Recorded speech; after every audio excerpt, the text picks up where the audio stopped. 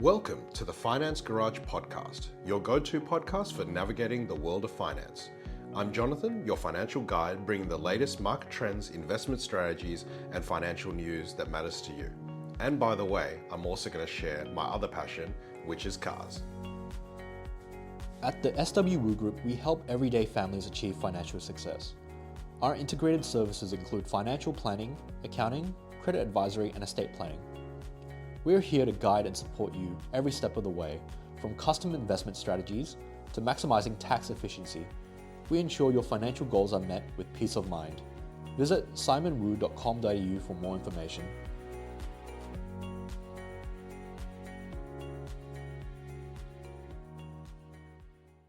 Hey everyone, welcome back to another episode of the Finance Garage. As always, it's Jonathan Wu here, Senior Financial Advisor and Principal at the SWU Group. Today I've got a specialist in the commercial property market, Tim Slattery from ASA Partners in Melbourne, on the show to talk about commercial property. I think it is without a doubt, property is an Australian dream. But we always think about it from the residential perspective. And we never think about commercial because obviously, broadly speaking, commercial property will cost more than residential property. And number two, the metrics and how it's measured and how it's valued and the rent that you can extract or the value add you can extract from commercial property, most people are quite confused by, because if you compare it to residential property by far is a lot easier. You find a mum and dad or a family or a single person or a couple to rent your property, they pay you rent. If you own an apartment, then obviously you've got to pay strata and things like that. Management fees, you pay a portion of it to an agent if an agent manages it for you. And then you broadly know what the costs are. But with commercial, it can become a little bit more confusing. So Tim is an ex-executive from the APM Property Group, which most people would have heard before, and he's got over 20 years experience in this space, and he's one of the three partners as part of the ASA Group. And the reason and sort of the context of bringing Tim on to the show is we've obviously seen how interest rates impact residential property. And we're now just coming out of a glut, or not a glut, but I guess the downward part of the cycle for commercial property valuations, which have been largely driven by the interest rate increases that we saw in Australia from 2023, those 13 straight interest rate rises where we saw the RBA cash rate go from 0.1% all the way to 4.35. And so on the back of that has a flow-through impact to commercial property valuations. It obviously has some impacts on yield and broader economic sort of consequences.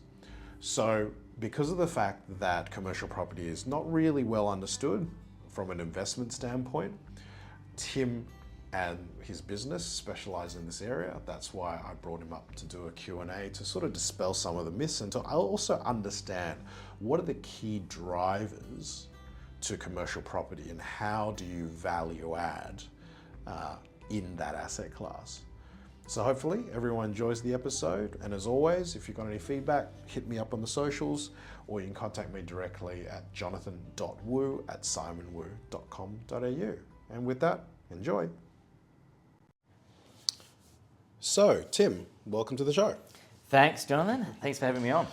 So you come from a commercial property background, right? And I know a lot of the audience, most Australians are completely obsessed with residential property. So there's not a whole lot of ground we need to cover there. Just so that people understand, how does commercial and residential property differ, just for the regular mum and dad out there? Yeah, sure. Look, full disclosure, I own my own house, and certainly I wouldn't be saying that people should necessarily bet against the resi sector, but I think absolutely there are some key differences, and a lot of people I think are less familiar with commercial real estate. People like the Gandals and the Lowies have made a fortune out of it, but I think for a lot of people they see it as inaccessible. But there are some key differences. Typically, the rental yields, the rents are significantly higher for commercial assets than residential. So we would typically often see yields of sort of between 6 and 8%, whereas I think you compare the average residential property investment and you might be lucky to get sort of 1 to 3% once you've taken account of advertising costs, maintenance, someone's put a hole through the wall, you've got to repair, the council rates and everything. So I don't think there's necessarily a lot of accountability for people owning resi property to look at their real returns, but they look at it for a long time and they're like, maybe I should have made more out of it. But look, it's been people have made money out of residential property, but I think it's also it's pretty highly leveraged. And when you look at a lot of people might own it with 10 or 20% equity, whereas most commercial assets are probably financed with 50% or more equity down. I think the other key thing is who your tenants are. So often we would have governments or Australia's largest, most valuable businesses as our tenants, whereas for typically residential property, you've got an individual and the lease lengths are much shorter. Often 1 year or more. You got to go find a new tenant if they don't renew. Whereas for commercial real estate, often leases will be 5 to 10 years, and each year you have a contracted rental increase. So assets that people may be less familiar with, but perhaps to use examples. Blackburn Square is one of the shopping centres that we run. So that's got Coles, Woolworths, Aldi, and a number of specialty tenancies. So a pharmacy, a butcher, fresh food sort of offerings. So that when we're talking about commercial property, that's probably a good example of what we're talking about. It also includes office buildings, industrial, hospitals, other parts of the commercial property market as well, though. So so let's just focus on the yield for a minute. And I sit down and have this conversation with my clients all the time and say, you're right, it's somewhere between 1 and 3% net yield on a resi property, and you're getting 6 to 8 in commercial. High return, does it mean higher risk, or is it just harder to manage a commercial property if we just look at the yield profile of it, why it's so much higher? Yeah, well, I think obviously the yield is just part of the overall total return story. You've got to look at the capital growth, and clearly we're talking in general terms. Particularly residential, particular commercial properties can be great or very average compared to what it is. But I think from a cash yield perspective, absolutely, I think the yields are significantly higher on average for commercial, and I don't think that's necessarily coming with higher risk in terms of the consistency of that cash flow. If you've got a good property that you've got a multiple number of companies that would want to lease it from you, you have a pretty good level of confidence that you'll be able to maintain that cash yield. Whereas, residential, it could be similar, but again, you've probably got a bit more downtime, you have a bit more vacancy to worry about. So I would definitely say that on the yield side-by-side comparison, it's not the case that just because you're getting a high yield, you're taking more risk. If we then look at the other side of it and look at the capital growth side, and that's why people are tolerant of taking 1 to 3% net yield, is because, okay, I'm playing this long game. And we've talked to clients for quite a while saying, if you look at that yield curve or interest rates in the US for 30 years, which is somewhat reflective of Australia, it's been structurally coming down for 30 years. That's why residential property prices have just skyrocketed. But we've got to the point where it's this low ebb of the long-term cycle. It seems to me that the commercial property difference is that you've got a high yield, but you've got lower capital growth, broadly speaking. If you put those two numbers together, the return outcome probably looks similar. Am I missing a point here, or? No, I'd say that's certainly the case. If you go and study the data, what you'll see is that that's exactly right. You get a yield, but you also get capital growth, perhaps in different percentages or proportions between commercial and residential. But and certainly, I think you're right. The only reason you'd really own commercial real estate, residential real estate, given those low yields, that's at 1 to 3%. That's less than the cost of debt that you're using to fund it. So negative gearing, negative reason, you have negative cash flow. You're kind of going backwards. The only thing that you're really keeping your returns in positive territory is assumed capital growth. And look, it's been for a long time in Australia that has been the case, but it'd be difficult to sort of bet against it. But in key markets that we see overseas, New Zealand, Canada are a couple of big ones, they have seen falls in their resi property market by 15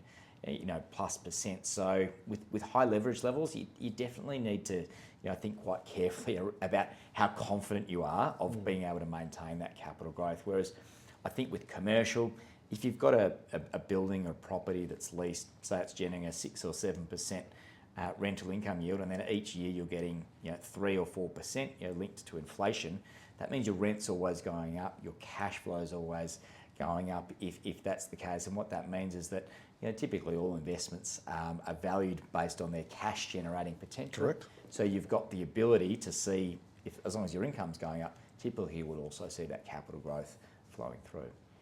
Let's talk about volatility. Okay, so in the commercial property space, it's very interesting that if we sort of go back a little bit and consider the capital growth, bet that you take on resi.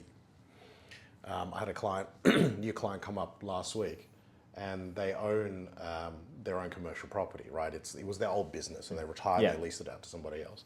Huge capital gain there, right? And then I said, and they were making 1.6% commercial, right? It was a mechanic shop, right? 700 square meter block of land, industrial space. 1.6% net yield. And I said, why are you not selling it? And they said, because we don't want to pay the tax. Now there's an irony in that, right? It's like, okay, so I bought property to make long-term capital growth, to take a far inferior cash yield in order to one day not sell it. Yeah, yeah, Because I'm scared of paying the tax. yeah, And it's really funny because in that particular example, it was a market value about 2.8 million. They bought it 30 odd years ago for 280,000, right? So it's, 10xer. And I did the calcs for them, and they would sell it. They'll pay tax of 600, but they'll net 2.2 million. If you put 2.2 million, let's say in a commercial property fund producing 6 to 8% yield, that's way higher than what they were producing at 1.6% on 2.8 million. yeah. I think the maths is absolutely right, and for some people that they're a bit worried about, maybe crystallising a tax, tax event. But like you say, if you can redeploy that capital, that profit into a higher yielding asset, absolutely it's worth thinking about. I mean, I guess you've got to think about, well, what's the chance that asset continues to appreciate at that rate? But we would typically see commercial real estate, very general terms, if we can generate a return that's equal to the risk-free rate, call it the government bond yield, the rate that the Australian government would borrow for 10 years at, which, give or take, say, 3.5%, 4% over the long term, plus 300 basis points, so plus 3%. So year in, year out, if you're getting 6 or 7% before leverage, we think that's, a reasonable rate of return. Now, clearly we would aim to do a fair bit better than that, but I think that does provide your client in question with something to think about. 1.6% yield is it's pretty low when you've got the other alternatives to look at. Pretty abysmal. Now, let's talk about volatility. So I think Mum and Dad Australia think that there's no volatility in property. And I always explain to them, nah, there is. You just don't get it valued every day by a real estate agent. Yes. If you did, you'd freak out. Yeah. Yeah. Right. If you, I recently found this out on the realestate.com.au app, and then you put your own address, your own property in it, right? And it will use its own algorithms and whatever transaction data come out. I swear to God, the value of my home swings up and down by 20% every couple of weeks. Yeah, right. Now, how accurate that is... With the black box. With the black box, right? Yeah. And how accurate that actually is, no one has any idea. Yeah. But the reality is that if you don't value something every day, if you don't look at your share portfolio every day, there's no volatility, is there? If you look at it only once a year, there's a start value and end value. That's it, right? And the start and the end value is a straight line. Yeah, right? There's no volatility in it. In commercial property, where is the volatility? Where do you get volatility in commercial property? Well, I think there's there's a few different ways to own it, and you talked a little bit before about how people could access it. I mean, an unlisted fund does give people the opportunity to own, a 101 Collins Street or a Chifley Tower or one of the largest shopping centres. I think in our portfolio, the average size of an asset is sort of $85 million. So it's beyond reach for a lot of people, but you can buy a unit in a property fund, and I think you're right, the market does always go up and down, but it's only really revalued, in our case, every 6 to 12 months on average, and that's the valuation. Compared to the stock market, where you have valuations through the market every day, you see a lot more volatility. I think the same is true in residential markets. You know, some people are, you know, get a great result, they're really happy, and other times they're like, you know, a bit disappointed, things don't sell. Now, that probably hasn't always been the case, but I think one thing that property does provide a lot of investors is an uncorrelated return for it, you know, compared to their share portfolios and equity. So, you know, what that means is that the share market's going up and down, probably, you know, with quite a lot of volatility, quite a lot of changes. Then often people would see, well, my commercial real estate assets, I've got long-term leases, and I've got less variability because I've got such a large part of my return generated by income. So I definitely think in terms of people thinking about volatility, you know, unlisted property can play that role for people in their portfolios.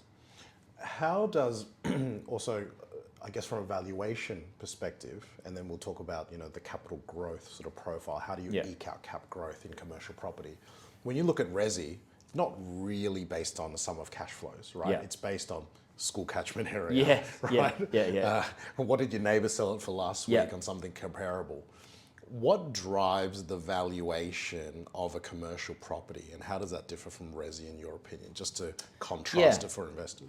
Look, I think there's a few things you can look at. I mean, one is like the cash yields, which we've sort of talked about. I think one way people will look at what they're prepared to pay for a particular commercial real estate asset is well, how much, you know, free cash can I generate from it? I think the second thing people will look at is replacement costs. So if I look at that particular property, that shopping centre or that office asset, if I think about, okay, if I want to build another one to compete for those tenants, how much does it cost me to buy the land?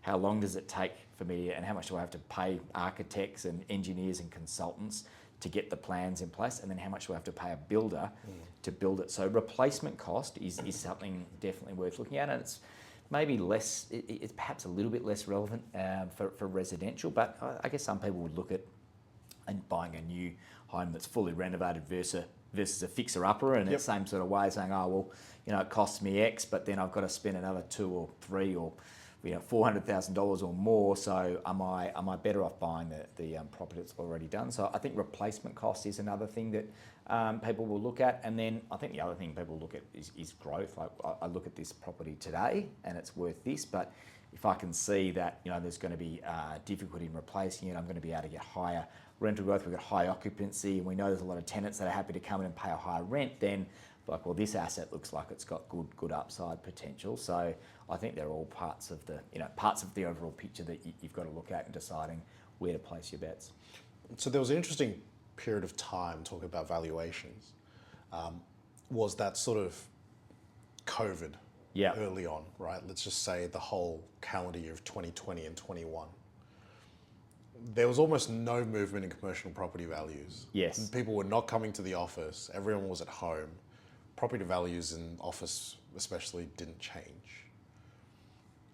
Is that a bit misleading? Because that is another factor, right, to commercial property values, is what is comparable on what's transacted. If there's no transactions, stuff doesn't move. Right? Does that potentially mislead investors to the net asset value of a particular property or a portfolio of properties? I definitely think that it can, in exactly the circumstance that you mentioned, where you don't have an active market, you don't have a lot of buyers and sellers, and the same thing would happen, you know, perhaps less frequently in the resi market, where you know, you don't have many sales, or rates have gone up and buyers don't want to meet the market, and okay, we need a price discovery process where you finally have a buyer say, yes, I'll come up to that price, or a vendor happy to come down. But I think definitely you've got valuers that are always looking in the way that they set the unit prices, or the NTA, the net tangible asset backing the value of the units in a fund.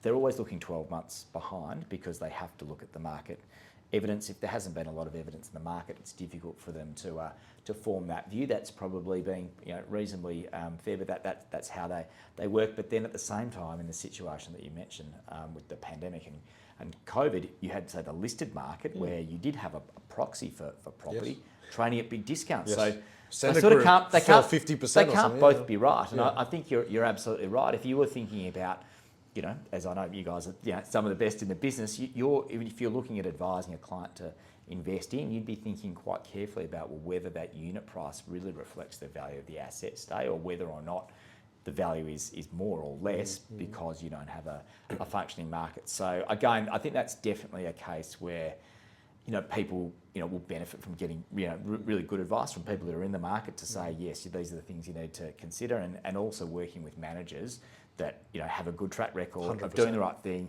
stating their assets fairly, yes. Particularly in periods where things are moving around, things are changing.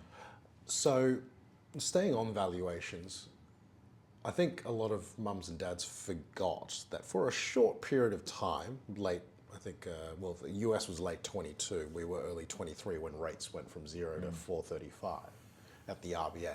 There was a short period where Aussie residential property prices did come down. Yes. No one remembers it, funnily enough. Yes. When you talk to the person on the street, they go, "Do property prices go down?" No, I don't think so. Now, we did see, as part of that interest rate hiking cycle, there was a flow through cascading impact of valuations to commercial property. And that overhang lasted for quite a while. Yeah. Now, we're now past it. Yeah. Right? I'm keen to hear whether or not you think that's true, but I think we're broadly past it. But there seemed to be quite a lag. Yes. From when interest rates move to when that flows through to the valuations of commercial property, with all else being equal. Your rental growth is still there, but all that changed was the movement in the interest rate. Can you sort of walk through for the everyday investor how they need to sort of view that? Because it does happen through the cycle, right? Property prices do come down in commercial through valuations. How does that mechanism work, and why is today a good opportunity to maybe explore this market, because we come into the tail end of it? No, absolutely. And if we're looking at property, residential and commercial, with our investment hats on, so forget your owner occupiers. I think you're absolutely right. Residential property in Australia, in most markets, is at or very close to record highs, as a result of a range of factors. Whereas in commercial, what we saw is exactly as you'd outlined. Rates increased significantly. The commercial real estate market, depending on which particular subsector, has really been in the investment doghouse for a number of years. But what that means now is, and particularly say with things like retail property, you had Amazon and online retail being seen as somewhat of an existential threat to traditional retail property and shopping centres. So it weathered that, and then you also had this other major storm with COVID, where you had a lot of retailers unable to trade. Rents had to get reset lower to make it more sustainable, more affordable for them to stay in business, and you also had valuations change. So if you're a gardener, to use maybe a poor analogy, the rose bush has been trimmed back, and it's now sort of ready to grow again because it's off a lot more sustainable base. So really, with our investing hats on, we're always looking at trying to find the best value opportunities. And just because something has had a great period of performance, if it's close to its record highs, that's sort of interesting, provided you think it's going to go. Whereas I think on the other side, to the commercial perspective, commercial real estate has had quite a difficult time. But now you're starting to see, as rates fall, with more capital flowing back into the sector, I think there is quite an interesting opportunity now to potentially get the income that we've sort of talked about, but also potentially benefit from capital growth. So as we see interest rates come down, more capital come into the sector, we are starting to see valuations increase. Why do you think there is such a lag in the commercial property market in terms of interest rate sensitivity? Because it was almost overnight when rates started to increase in sort of early 23, residential property prices, auction rates, clearance rates just started to stall almost that Saturday. But commercial property took 12 months, 18 months to actually start reflecting these interest rate movements, which is why, even though people go, hold on, well, rates are starting to cut now, and we see, resi go up really quickly, but we're still seeing the tail end of downward commercial valuations. Yes, I think there's definitely more inertia in the commercial markets than the residential market. I think, residential property, often it's individual investors or mums and dads buying it. So, they're going to the bank, they're getting their serviceability, their purchasing power, serviceability, they've got things. So that changes pretty quickly. Maybe they've only got 30 days as a the transmission mechanism happens pretty quickly, whereas for commercial assets, a lot of institutional owners, they're allocating maybe 10, 15% of a up to $100, $200 billion portfolio to real estate, so it takes a little bit longer. They're typically not, they're funding and they're looking at things on a longer term basis rather than the banks for resi property having a shorter cycle. So I definitely think it does take a bit of further time to adjust, and I think you've got a very large liquid market in residential that moves quite quickly, whereas I think for larger assets in particular, to the point you brought up before, if you've got a $400 or $500 million office building, that takes some time to move. It's going to move more slowly, and takes time for valuations to change and for markets to kind of catch up to where we're at. And I think a lot of institutional owners for commercial real estate, they're looking at their immediate cash yields, but often they're looking at the the risk-free rates, like the 10-year bond yield, perhaps more closely than the average residential property investor. So I think that does sort of explain why one moves a little bit faster than the other sometimes. If we use that sort of RBA rate from 0.1 to 4.35 terminal rate in 13 straight months, that is your absolute most extreme example of rate rises. For your portfolio, round ballpark figures, what was the peak to trough drop in valuations? It was probably around 10%. And that's 10%, but given the fact that the portfolio is fully leased, you're typically picking up 3 to 4% rental growth each year, and we're also working very hard on adding value to the real estate, which is probably makes it a bit of a less of a like for like sort of comparison. But yeah, that'd be about the like for like fall. So, but as you say, it's a very significant move in interest rates, and certainly some other sectors would have been much more heavily impacted than commercial property. Okay. Yeah. Ready to take the first step in investing, or just looking to continue growing your wealth without being inundated with financial information? With SWU Online Invest, we offer a range of expertly managed portfolios designed to match your investment needs. Whether you're a seasoned investor or just getting started, know that we will work tirelessly to ensure your investments are strategically positioned to maximize your goals. Visit swuonlineinvest.com.au today.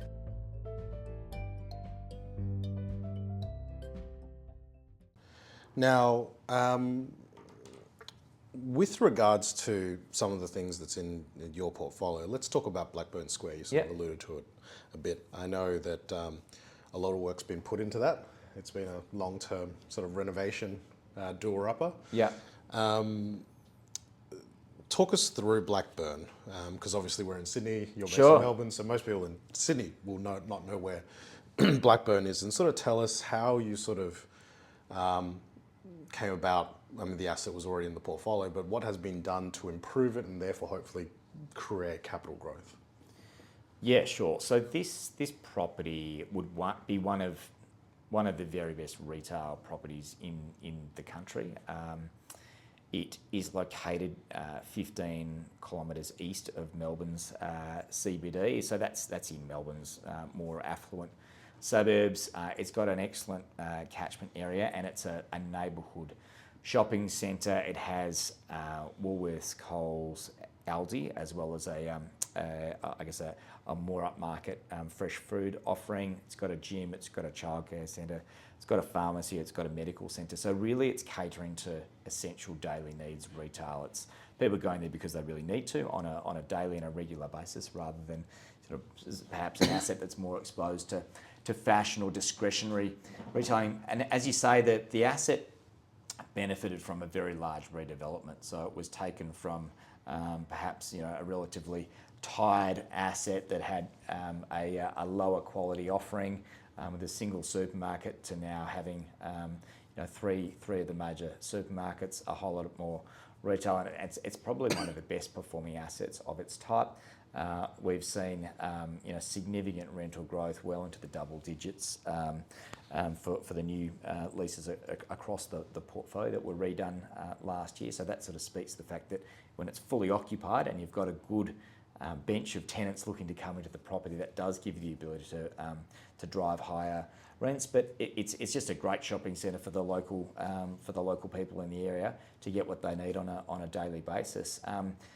He talked about the potential for capital growth, but this asset, this property is probably a good example. It's nearly impossible to find the footprint, the land within that population catchment area to build another Blackburn Square. Very difficult to get planning, and it's also going to cost a fortune in terms of construction costs. So, if you were to try and replicate that, we wouldn't be surprised if you'd have to spend 30 or 40% more than the value of that property today. So what that tells us is that it does give us a reasonably good level of confidence that we will continue to see rental growth as there's more more volume, more sales flow through the centre, and that increase in rent should flow on to the capital value of the asset. It's well managed, fully leased, and there's also been a number of sort of value add initiatives put in place. So you may have seen, but we've implemented a new solar energy system that's going to add about $84,000 worth of income over and above the centre's existing income. There's new recycling and container deposit scheme facilities, so additional income there. There's a mobile phone tower with Optus that'll be another $20,000. So all of these little income opportunities all add up. And I mean, most people may be familiar with this, but the yield or the capitalisation rate on the asset is around 5.5%. So in simple terms, you could nearly multiply additional income, $100,000 of additional income that we can get out of the centre that wasn't in the numbers beforehand from some of these initiatives. You can probably multiply that between 15 and 20 times to get a sense of how much additional value you'll add to the asset. So a big part of, I think, commercial real estate is being able to add value, and there's a number of ways you can do that, but certainly through these asset management initiatives and adding more amenity to the centre is a good way. How do you make that decision? You talk about mobile phone towers, or you talk about solar panels. Do you talk about incremental return on the actual capex? Yes. To then decide whether or not that is a good idea? Yeah. Well, look, some of them are sort of no-brainers. If the telecommunications company's happy to pay for all the capex and we're simply signing a lease to get the additional rent, obviously that's a fairly easy decision. But yes, we will look at the incremental return on capital. So how much capital do we need to invest in the new solar system? Relative to how much additional income. So, additional income divided by the capital that we've got to invest gives you might be a 10 or a 15% sort of yield on that capital, which is typically how we'd look at allocating capital to new growth projects across the portfolio. Another asset which we've always quite liked is, which is close to here in Sydney, is the Wyong service centres. So if anyone's driven from Sydney Metro northbound on the M1 heading towards Newcastle or Queensland or wherever you're going, you would have most likely seen these twin service centres, one heading north, one heading south. And it's part of the fund that ASA runs. Now, this asset is very different to a Blackburn, or very different to other assets held within the portfolio. Can you sort of talk about the return drivers here? Because, again, very uncorrelated with resi. What's so special about this asset that's just people putting in petrol, right? Sure. So these assets are perhaps a little bit more like an infrastructure investment than some other forms of property. So as you mentioned, they're sort of unique in their location. They've got on-off ramps to the M1 motorway. There's a lot of infrastructure in building them, and also getting the planning approval to take traffic off those freeways. It's got these assets have a 20-year lease to Ampol, and in the lease they have a clause which says that the rent will increase by CPI plus 1% per year. So it's a very sort of long-term, sustainable cash flow for the lease period. And at the underlying level, so we have a head lease to Ampol, and they have underlying leases to the likes of Hungry Jack's and Porto, the other subtenants. So they will generate earnings and profitability that pays for the rent from both their fuel sales. There's a very high percentage of users that use these assets for freight and heavy haulage. So diesel really? is roughly 50% of the sales volume there. So it's got a truckie lounge and there's a very big hard stand sort of facility behind. What's a hard stand? It's basically truck parking area. So concrete, very technical Very way of technical, saying truck parking. But it does, for route planning and trip planning, it's a really important stop. So these are the busiest service stations in Australia. There's somewhere between 75 and 90,000 cars per day, and they get worked really hard. But whether people are stopping just to fill up or to break their drive and use the the restaurant, the quick service retail there, then there's certainly a lot of patronage. So these are sort of irreplaceable assets, and they are underpinned by just the volume of traffic that go through them. And I think they're exceptional assets, and I think they give people, if they look at them, very long-term cash flow. So we're very happy that they're in the portfolio, and they've been very long-term contributors, and I think they remain very well placed to continue to serve the fund. Let's play a little bit of devil's advocate, and let's say we have a recession, right? Which inevitably at some point we have to have. How can you sort of compare and contrast these two assets? What would drive them in that environment? I would hypothesize that Blackburn would take a larger hit because it's broader retail as opposed to service stations, which is more critical infrastructure, as you said. How do you view it? Look, I think generally speaking, yes, generally speaking, you would expect the more discretionary retail to have more of a hit in recession. I mean, I would say both of those properties still have a very large percentage of their businesses that are their tenants and their retail activities as essential spending, like a Coles or Woolworths, a pharmacy, a doctor, optometrist. These the places still probably places that people will still need to go in a recession. Perhaps not quite as bulletproof as, say, an Ampol, but I would say both of them be relatively well insulated. If I think about those two properties versus, say, a regional shopping centre with a lot of fashion and discretionary retail, I would expect those sorts of assets to definitely take more of a hit to the sort of hypothesis that you outlaid for us. So look, you might see Blackburn, if you had to put both of them in that sort of race in a recession scenario, come back a little bit more, but equally both of them are really in that essential daily needs sort of space. So I reckon they'd both be pretty good bets relative to a lot of other types of property if we did see a recession. So pretty resilient. Yeah, I mean that's really the core part. I mean, we've got 90% of the fund's assets in convenience retail, and we like that because it's pretty in short supply relative to demand. It's fully leased, and it's really just giving people what they have to shop for every day. So it should be quite resilient in the face of any sort of changes in economic circumstances. It's quite different from office, for example, where we've seen COVID and you've seen a lot of vacancy in a lot of. I mean, there's still 15% vacancy in most CBD markets. Incentives are high, so I don't know whether people are aware of this, but typically, if you've got a new lease for an office building, you might have a 40 or a 50% incentive. So a 10-year lease, you're giving the tenant back 4 or 5 years worth of rent. So the real cash yields coming out of some of those other buildings and other types of property, I think, is certainly worth really thinking about. Exactly to your point about resilience and how solid your portfolio is if inevitably things will change over the long term. Yep. Just to wrap things up, let's look at Tim's Magic 8 Ball. Yep. What do you think are the key themes, risks, tailwinds or headwinds that investors should consider? Let's take the example, they do not have exposure to commercial property today.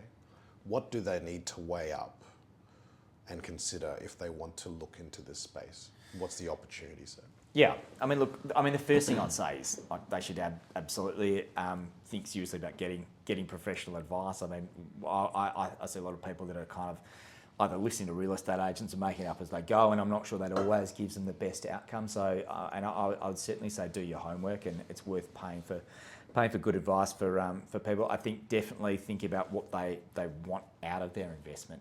Maybe cash yields at 1 or 2% are okay, and they're happy that they're happy to sort of have a view that they'll get capital growth. But I really think people should think about where things are at in the cycle. If you're buying something that's close to its record highs, that's one thing. But if you're looking at something that's got a bit more of a reset and a growth profile ahead of it, I would certainly think that's worthwhile thinking about. And then if you are looking at commercial real estate, I think look quite carefully at what within that you're looking at. There's retail, office, industrial, different managers and different portfolios, different things. I mean, the fund that we has got a diversified mandate, and I think the great power in that is that it gives us the opportunity to allocate capital to the various best parts of the commercial real estate market that we see at a given time. And to what we were talking about earlier, what worked well for the last 5 years doesn't always necessarily work best for the next 5 years. So I'd look at the cash yields, I'd look at how much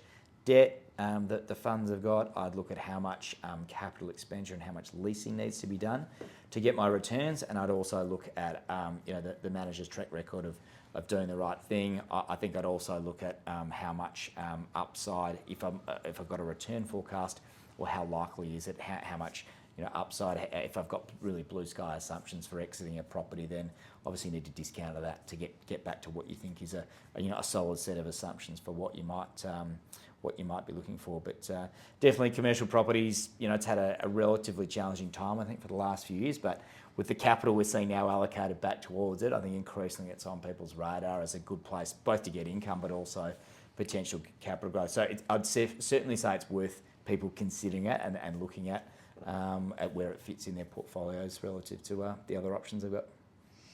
So, Tim, thank you very much for your time this afternoon talking through the commercial property market, especially to dispel some of the myths of where the key drivers of returns are vis-a-vis or versus residential property.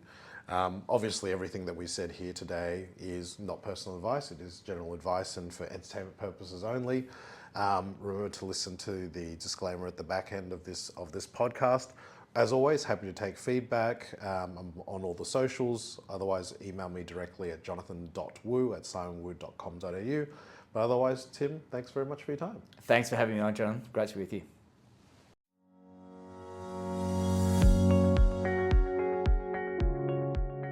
This podcast is not financial product advice and is intended to provide information only. It does not take into account the investment objectives, financial situation, or needs of any person. You should assess whether the information is appropriate for you and consider talking to a financial advisor before making any investment decisions. Any investment examples are for illustrative purposes only.